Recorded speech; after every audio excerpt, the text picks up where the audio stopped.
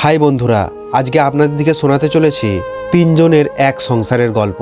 যে সংসারে ছিল একজন নারী আর দুজন পুরুষ। চলুন ভিডিওটা শুরু করা যাক। তার আগে আপনি যদি আমাদের চ্যানেলে প্রথমবার ভিজিট করে থাকেন, প্লিজ আমাদের চ্যানেলটিকে সাবস্ক্রাইব করে আমাদের পাশেই থাকুন। হিমাচলের সিরমৌর জেলার পাহাড় ঘেরা এক নির্জন গ্রাম।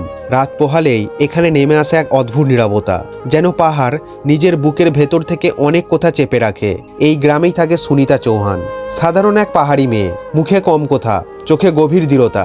তার জীবন সাধারণ নয়, কারণ সে একজন নয়, দুই স্বামীর স্ত্রী, প্রদীপ নেগি আর কপিল নেগি। তারা ছিল একই মায়ের দুই সন্তান, অর্থাৎ তারা ছিল দুই ভাই। বাবার রেখে যাওয়া অল্প জমি, ছোট ঘর, সীমিত সম্পদ। এই গ্রামে পুরনো এক প্রথা আছে, সম্পত্তি ভাগ না করে ভাইয়েরা একসঙ্গে সংসার করে, এক স্ত্রীকে ঘিরে। প্রথমে বিয়ে হয় প্রদীপের সঙ্গে। সংসারের দায়িত্ব, পাহাড়ি জীবনের কঠোরতা, সবকিছু ধীরে ধীরে সুনিতার কাঁধে এসে পড়ে। কয়েক বছর পর পরিবার আর পঞ্চায়েতের সিদ্ধান্তে কপিলও ওই সংসারের অংশ হয়। এই সিদ্ধান্ত সহজ ছিল না। গ্রামের লোক ফিসফিস করছে, এটা কি ঠিক? মেয়েটা কিভাবে মানিয়ে নেবে? দুই ভাই, এক স্ত্রী, এ আবার কেমন পরিবার? কিন্তু কেউ সুনিতার দিকে তাকিয়ে জিজ্ঞাসা করেনি সে কি চায়। একই ছাদের নিচে তিনজনের জীবন শুরু হয়, একই রান্নাঘর, একই উঠান, একই দায়িত্ব।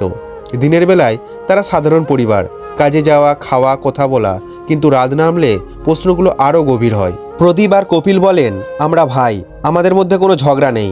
সুনিতা আমাদের দুজনেরই, আমরা দুজনেই তার শরীরে ঢুকি, তার জনিপথে আমাদের উত্তাপ ছড়ায়। আমাদের সন্তানও দুজনেরই, আমরা একসঙ্গে খেতে যাই, একসঙ্গে ফিরি, আমাদের পরিবারে শান্তি আছে। ঠিক একইভাবে তাদের স্ত্রী বলে, দুজনের জন্যই রান্না করি, দুজনেরই যত্ন নিই, আমার শরীরে দুজনেরই ছোঁয়া মিশে যায়, আমার মনে কোনো হিংসা নেই। আমরা তিনজনে একসঙ্গে ঘুমাই, একসঙ্গে উঠি, আমাদের ঘরে শান্তি আছে। সুনিতা জানে এই সংসার টিকিয়ে রাখতে হলে তাকে শুধু স্ত্রী নয়, তাকে হতে হবে ভারসাম্য। কথা কম, কাজ বেশি, কাউকে আলাদা গুরুত্ব দিলে ভাঙন আসবে। সে এটা বুঝে গেছে।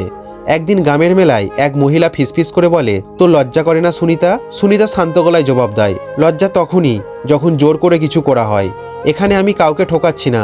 প্রদীপ আর কপিল দুজনেরই স্বভাব আলাদা, একজন নীরব, একজন রাগী, দুজনেই আমার স্বামী। কিন্তু দুজনের মাঝখানে সুনিতা একটা অদৃশ্য সেতু। ঝগড়া হলে সে থামায়, অভিমান হলে সে বোঝায়। এই সংসারে কোনো সিদ্ধান্ত একা নেওয়া হয় না। সবচেয়ে বড় প্রশ্ন আছে সন্তান নিয়ে। গ্রাম জানে এই সন্তান কার, কিন্তু এই ঘরে প্রশ্নটা কেউ তোলে না, কারণ এখানে সম্পর্ক রক্তের নয়, দায়িত্বের। একদিন পঞ্চায়েতে একজন বলে ওঠে, এই প্রথা বন্ধ হওয়া উচিত। আরেকজন বলে, শত বছর ধরে চলছে, হঠাৎ করে ভুল হয়ে গেল। সবাই চুপ করে যায়। তখন সুনিতা বলে, আমরা কেউ অপরাধ করছি না, আমরা শুধু আমাদের মতো করে বাঁচছি। এই সংসার নিখুঁত নয়, এখানে কষ্ট আছে, চাপ আছে, ত্যাগ আছে, কিন্তু আছে একটা জিনিস, একটা সম্মতি। হিমাচল পাহাড়ে রাত নামলে আজও অনেক জানলা বন্ধ হয়, কিন্তু সুনিতার ঘরে আলো জ্বলে থাকে, কারণ সেখানে লুকোচুরি নেই, আছে এক অদ্ভুত কিন্তু বাস্তব সহাবস্থান। এই গল্প কাউকে অস্বস্তিতে ফেলতে পারে, কাউকে ভাবাতে পারে, কিন্তু প্রশ্ন একটাই, সম্পর্কের মাপকাঠি কি সমাজ ঠিক করবে, নাকি যারা সেই সম্পর্কে থাকে?